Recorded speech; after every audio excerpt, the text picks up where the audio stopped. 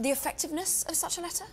I think it's interesting because at this point we basically have all these tech companies coming together and saying, here's what we think. We've had like individual blog posts and things like, or at least internal letters. And so this was bringing this all together. Perhaps, we'll see how effective it is.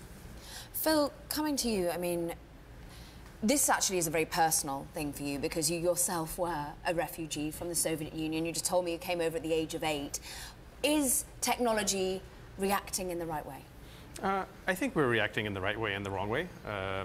I very much favor a constructive engagement. I would, for personal reasons, would be a hypocrite if I didn't want to see more immigration, more refugees, more compassion. I just don't know that yelling about it is the best way to actually convince people to change their minds. So some of that is probably necessary, but I'm a big supporter of constructive engagement, trying to figure out how to move the world forward together with the administration and not just completely trying to block everything at every step of the way. Because interestingly, sadly, potentially, one line of engagement has been cut today. We've seen Travis Kalanick of Uber decide that he's not going to be on the advisory panel. Right. But so far, Brian, the actions that we're seeing of the companies working together as well, is it being listened to in any way?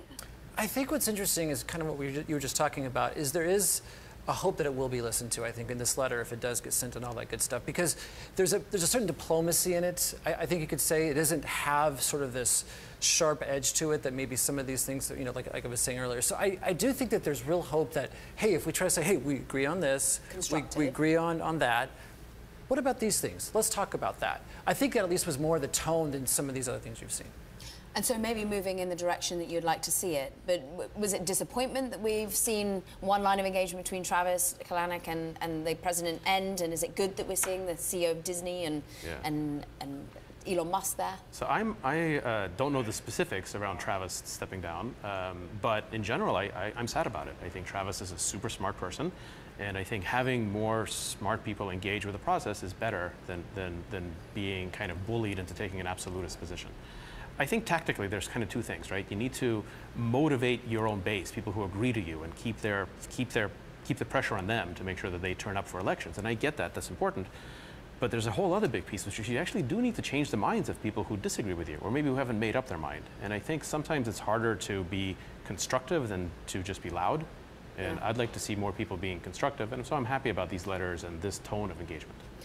Brian, has Microsoft, they talked about the number of individuals that are affected. Have they talked about the business effects here, or have we got anything tangible as to how much this might hurt companies?